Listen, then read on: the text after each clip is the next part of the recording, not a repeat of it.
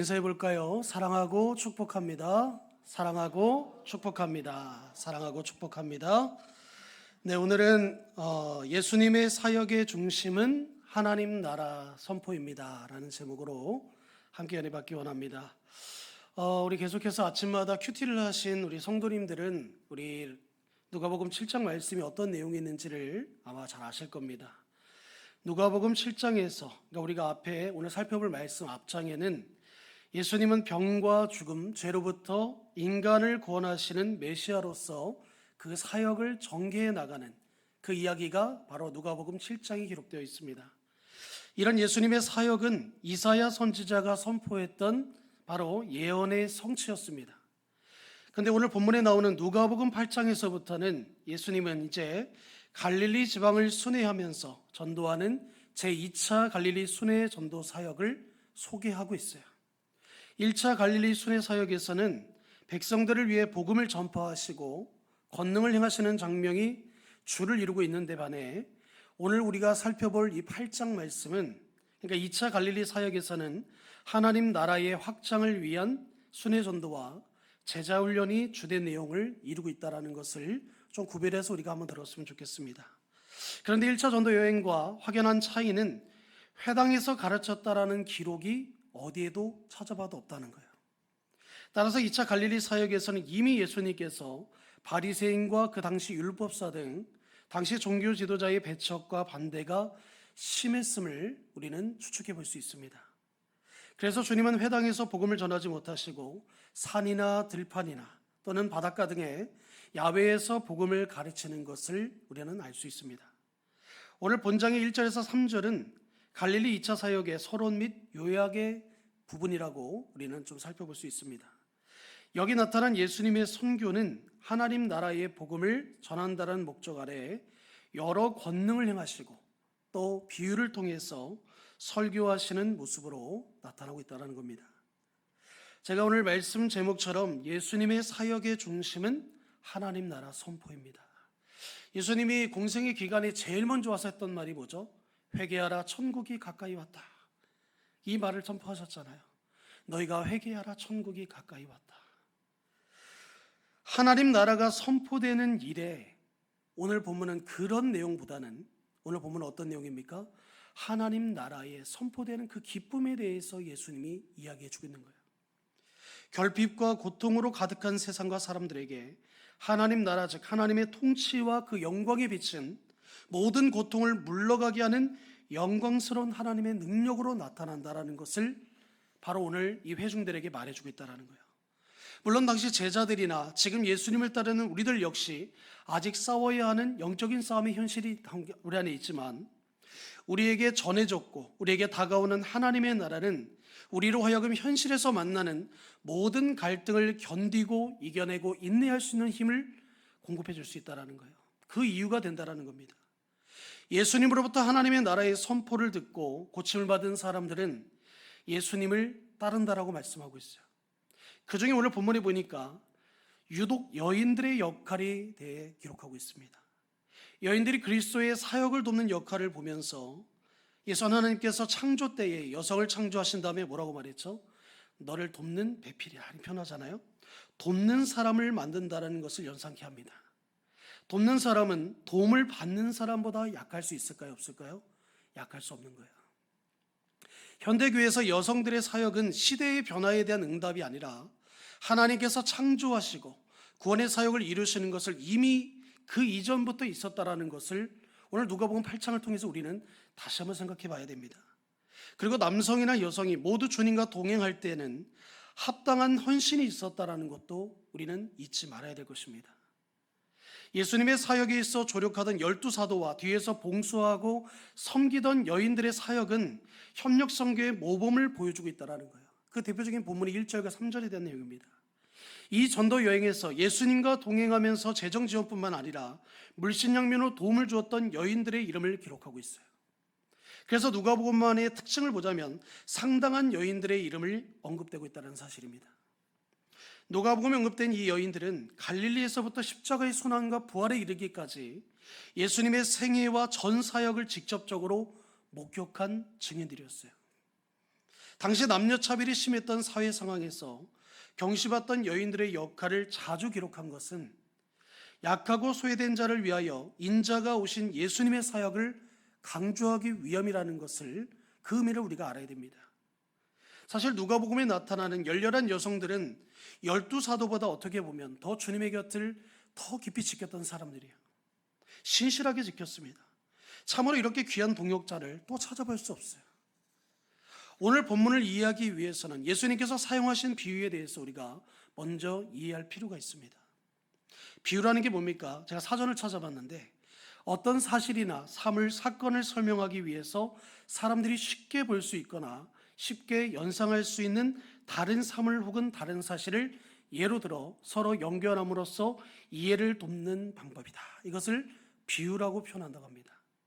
그런데 주님은 추상적인 것을 설명하기 위해서 어떤 사역을 하셨습니까?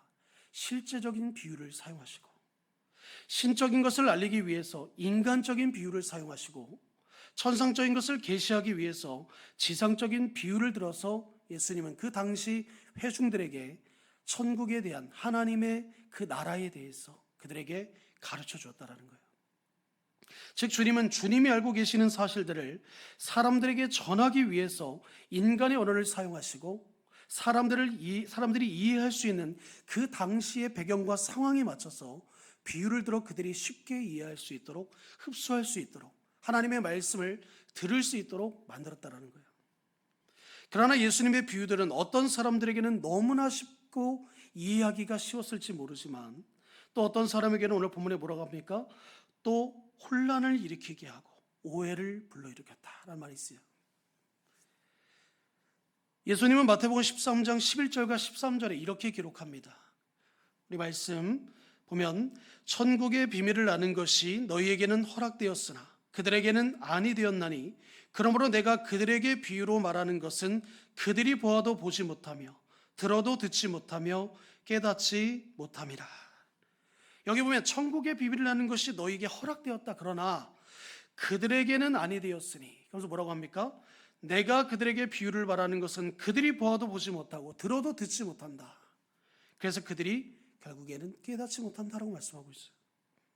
비유 속에 계시된 지혜와 그 속에 계시된 비밀, 즉 그리스도와 함께 천국에 임하였다라는 것은 깨닫는 특권이 있는 자에게만 알려지는 것이었다라는 거예요. 그래서 비유는 귀 있는 자에게 설명과 주장의 역할을 담당하게 했다라는 겁니다. 따라서 비유를 이해하고 그 핵심을 캐내는 작업은 천국을 이해하고 예수님께서 전하시는 말씀을 이해하는 것에 있어서 대단히 중요했다라는 겁니다. 예수님의 많은 비유 가운데 절반가량은 어떤 비유인지 아십니까? 천국에 대한 비유예요. 왜냐하면 비유들의 시작을 살펴보면 많은 비유가 어떻게 시작합니까? 천국은 뭐뭐와 같다, 이렇게 표현하잖아요. 이렇게 말하고 있기 때문이에요. 천국은 다양한 국면들을 내포하고 있기에 한마디나 한 비유로 설명할 수 없습니다. 그래서 주님은 다양한 비유들을 통해서 천국의 복음을 설명해 가고 계신다는 거예요. 오늘 본문에서 예수님은 씨를 뿌리는 비유를 말씀하셨는데, 먼저 생각해야 될 것은 이 비유는 하나님 나라의 선포에 포함된 말씀이라는 거예요. 이 비유는 말씀을 받는 우리가 좋은 마음, 좋은 땅으로 일구어져야 한다는 것으로 해석된다면 하나님의 나라의 비유에서 벗어나고 개인적인 적용을 하는 말씀으로 자칫 잘못하면 잘못 해석할 수 있다는 거예요. 씨 뿌리는 비유는 믿는 사람들의 개인뿐만 아니라 세상의 모든 사람에게 적용되어진다는 것을 전제하고 있는 말씀이라는 거예요. 바로 그 비유라는 것입니다. 씨를 비유는 비유는 믿는 사람의 개인이 아니라 모든 사람에게 적용되는 비유라는 거예요. 그리고 때로 어려운 시련을 만나기도 하고 실패하는 것처럼 보일 수도 있지만, 그러나 하나님의 나라의 복음은 세상 가운데 결국은 열매를 맺는 사람들이 있다는 것을 우리에게 말씀해 주고 있습니다. 말씀의 능력과 복음의 능력, 하나님의 나라는 반드시 풍성한 열매를 맺게 된다는 거예요. 하나님의 나라는 하나님의 계획 속에서 시작되었고 진행되고 있고, 하나님의 계획대로 앞으로도 이루어질 것을 하나님 우리에게 약속하고 있기 때문이라는 거예요. 우리는 하나님 나라의 복음을, 그 능력을 입고 사는 사람들이라는 사실을 믿으시기 바랍니다. 우리가 사는 고통스러운 현실에 주님은 오셨다라는 거예요. 우리가 바라보고 따를 수 있는 기쁨의 소식을 오늘 예수님은 이 당시 회중들에게 전하고 있습니다. 그리고 믿음으로 그 길을 걷는 우리에게도 그 나라의 풍성함을 누리게 하실 것이라고 약속하고 있어요. 믿음과 헌신으로 주님께 더 가까이 나아가는 매일의 삶을 살아야 되는 이유가 바로 이곳에 있다는 겁니다. 지금 우리의 현실을 바라보면 우리는 절망할 수밖에 없어요. 앞으로 미래를 내다봐도 어떻게 보면 캄캄할 수도 있습니다. 끝이 보이지 않는 어두운 그런 터널과 같을 수도 있어요. 그러나 하나님은 한 줄기의 빗줄기로 우리에게 말씀하는 거예요. 너희는 이 땅에서 영원히 살 것이 아니라 저 천국을 바라보며 그 본향을 향하여 나가는 자들이기 때문에 너희는 세상의 표대를 두지 아니하고 저 천국의 표대를 향하여 나가라고 말씀하고 있는 거예요. 사랑하는 성도 여러분, 씨 뿌리는 자의 비유는 당시에 너무나 흔히 볼 수 있었던 시골의 광경을 묘사하고 있는 거예요. 농부가 밭에 나가서 씨를 뿌릴 때 씨가 여기저기 떨어집니다. 이것은 우리나라의 농사법과는 상당히 다른데, 우리나라는 먼저 무엇부터 합니까? 땅을 개강하잖아요.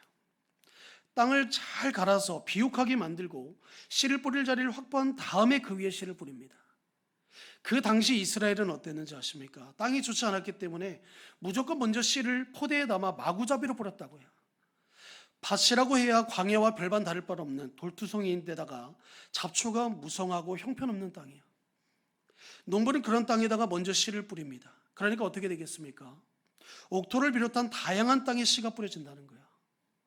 그런 다음에 농부는 밭을 갈아서 사람이 다닐 만한 길을 남겨놓았다고 말하고 있어요. 그러니까 씨를 길가에도 떨어지고 돌밭에도 떨어지고 가시떨기에도 떨어지기 마련이에요. 이런 상황은 당시 사회가 농경사회라는 점을 고려해 본다면 누구나 그 당시 사람들은 쉽게 이해할 수 있는 비유였다는 거예요. 그런데 문제는 천국의 복음을 가르치시고 회개하고 하나님께 돌아오라고 외치시던 예수님께서 왜 갑자기 농사를 짓는 광경을 지금 묘사하시는가 하는 거예요. 이 질문에 답을 얻으려면 우선 그 당시 상황에 대한 이해를 우리가 분명히 할 필요가 있습니다. 당시 주님이 오셔서 말씀을 증거하셨던 때입니다. 하나님의 나라가 현재 막 도래했습니다. 사람들은 원하기만 하면 주님의 말씀을 앞에서 들을 수 있었어요. 아니면 멀리서 들을 수 있었습니다. 아직 교회는 시작도 되지 않았고 기독교라는 이름도 없었고 그리스도인이라는 말조차도 존재하지 않았어요. 이런 때 주님은 이 비유를 통해 예수님을 따라다니고 있는 사람들에게, 회중들에게 예수님의 사역을 지금 설명하고자 하시는 거예요. 당시 예수님의 주변에는 많은 회중들이 몰려들었습니다. 그래서 예수님은 배에 오르셔서 가르치기도 시작하셨어요. 그러나 주님은 단순한 가르침만을 베푸신 것이 아니라는 거예요. 예수님을 따라다니는 사람에게 비유를 통해서 예수님 자신을 통해 자신을 보게 하기를 원하셨다는 거예요. 그래서 적극적인 결단을 하게 하는 것이 바로 씨 뿌리는 자의 비유를 의도하고 있다는 겁니다. 당시 예수님의 주변에는 아직 미숙하지만 그래도 열심히 주님을 섬기고 있는 제자들과 상당한 호감을 가지고 예수님을 따라다니고 있는 대부분의 군중들이 있었어요. 그러나 군중들 사이에는 어떻게 하면 꼬투리를 잡을까 부단히 연구하고 있는 대제사장과 서기관, 바리새인들의 무리들도 있었다는 거예요. 예수님은 똑같은 권위와 능력을 가지고 지금 천국의 씨를 뿌리고 있는 것입니다. 그러나 그 결과는 항상 긍정적이지만은 않았다는 거예요. 예수님은 똑같은 천국의 복음의 씨를 지금 뿌리고 있는데, 복음을 전파하시는데 왜 그 결과가 다 다르게 나타나고 있습니까? 주님은 바로 이 점을 설명하기 위해서 오늘 본문에서 씨 뿌리는 자의 비유로 말씀하고 있는 거예요. 주님은 그 원인이 씨에 있다거나 씨를 뿌리는 자에게 있지 않고 전적인 땅, 즉 천국의 복음을 듣는 청중들에게 있다고 지금 말씀하고 있는 거예요. 씨 자체나 씨를 뿌리는 사람에게는 문제가 없다는 거예요. 그 씨를 품어야 될 땅, 그 토양, 다른 말로 얘기하면 그 말씀을 듣고 있는 군중들의 그 밭이 문제라는 거예요.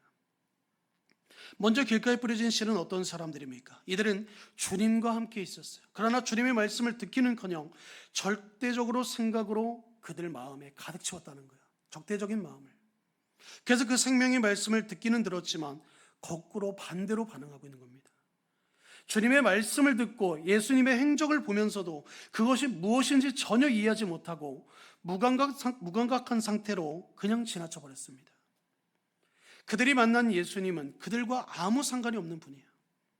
이런 사람들은 주님은 길가에 뿌려진 씨로 지금 부여하고 있는 겁니다.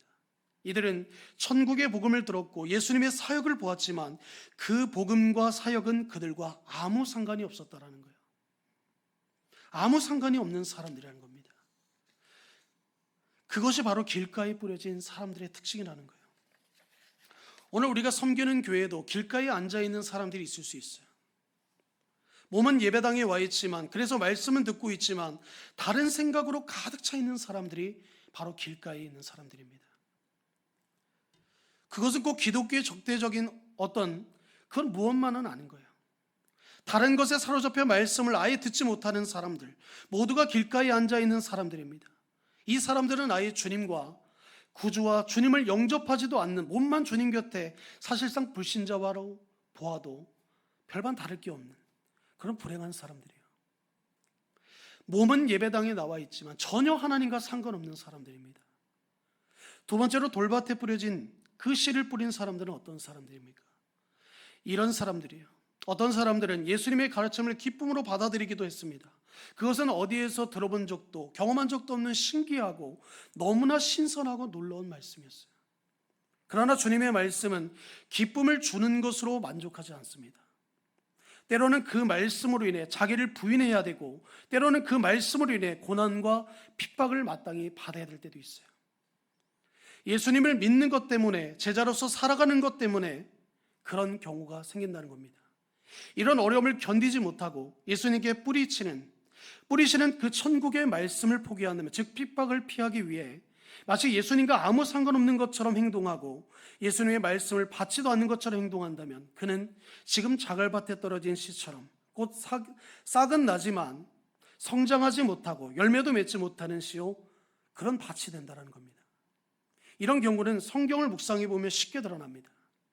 처음에는 한번 내가 열심히 해보리라 하고 시작하지만 한 달을 넘기지 못하는 거예요. 왜냐하면 대단한 노력과 성실성이 요구되기 때문입니다. 우리는 흔히 예수님을 믿는데 성실성이 별 연관성이 없다고 생각할 때가 있어요.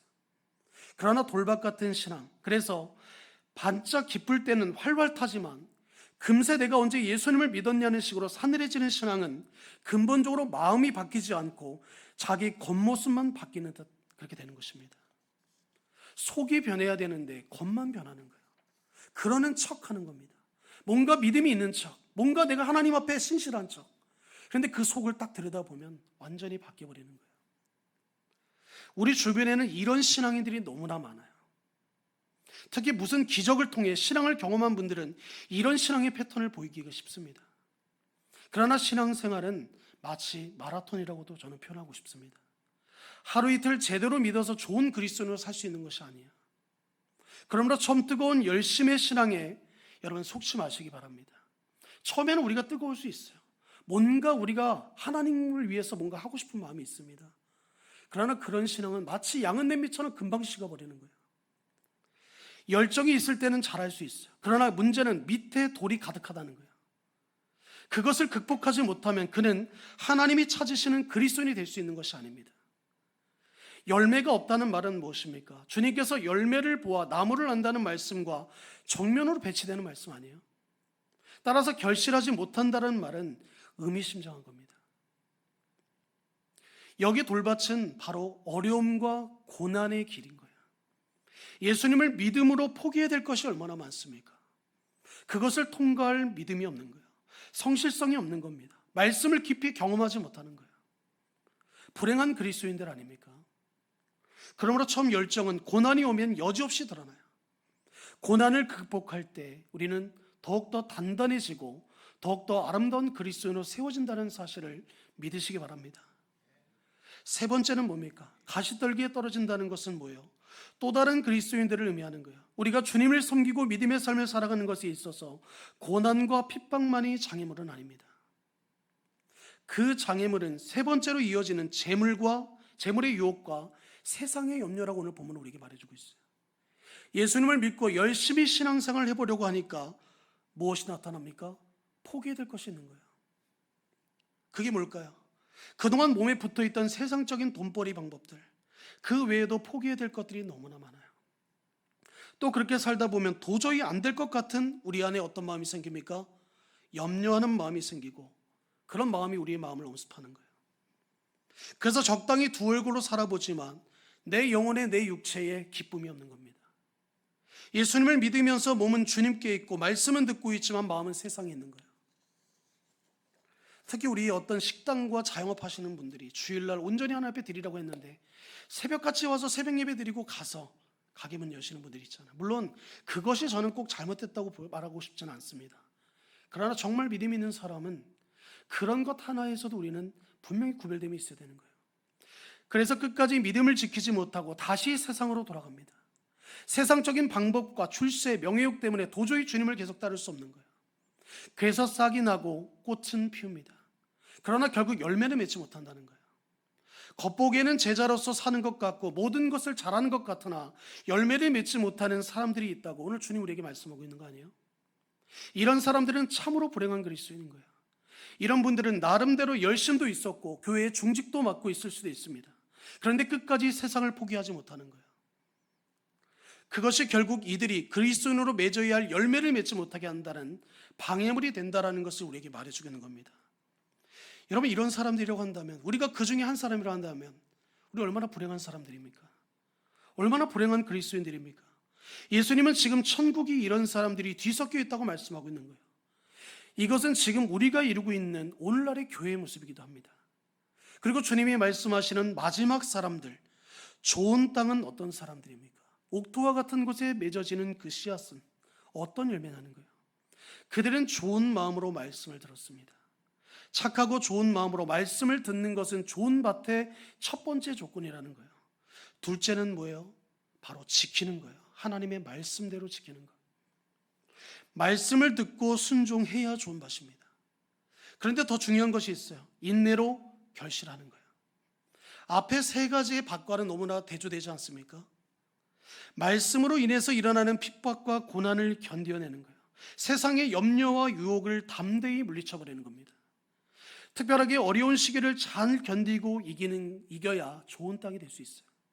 그래야 30배, 60배, 100배의 결실을 가능하게 되는 것입니다. 근데 문제는 어디에 있어요? 인내에 있다는 거예요.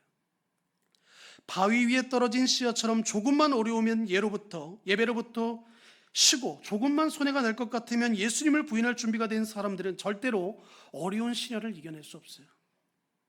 좋은 밭도 저절로 좋은 열매를 맺는 것이 아니라는 사실을 믿으시기 바랍니다.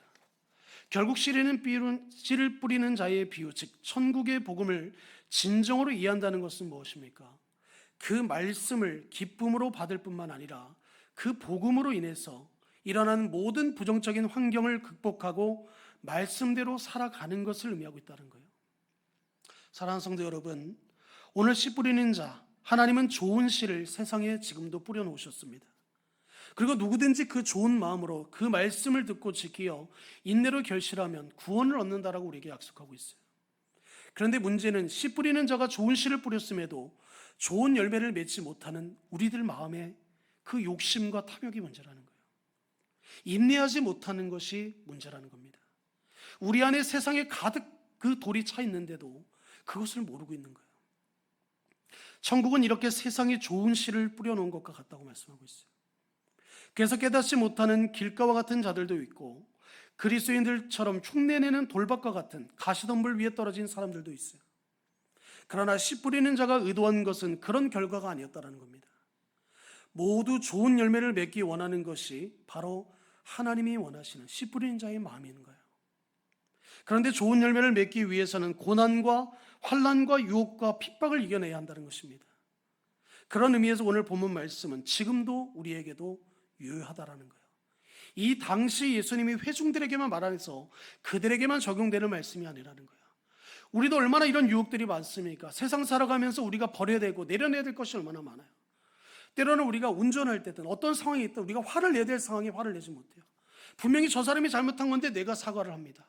저 사람이 분명히 먼저 어떤 문제를 일으켰는데 내가 먼저 그곳에 가서 수그리는 거예요. 어디에서 이런 마음이 나옵니까? 우리의 어떤 착한 마음, 우리의 착한 행실 아니라는 거예요.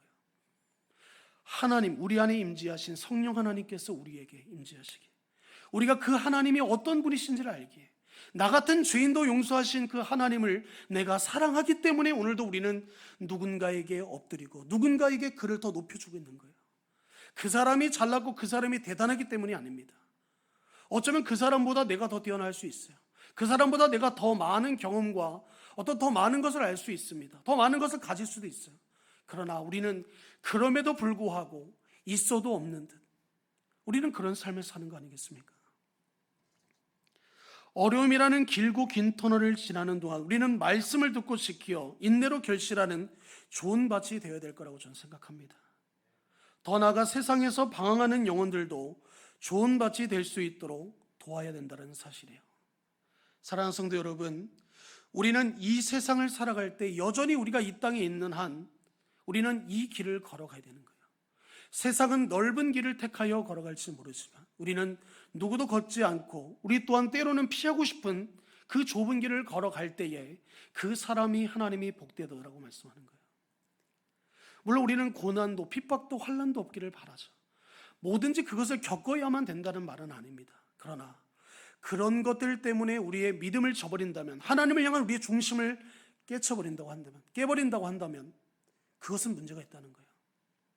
우리가 어떤 상황이 올지라도 우리가 때로는 정말 하나님 앞에 섰을 때에 우리가 여전히 부끄러운 삶을 살고 있지만 그럼에도 불구하고 하나님 앞에 나갔을 때, 하나님이 나중에 우리를 봤을 때, 만났을 때 그 앞에서 착하고 충성된 종아, 내가 나를 위해 이렇게 살았는 줄 내가 안다. 내가 넘어지고 죄악 가운데 있었던 것 내가 다 기억하지 않는다.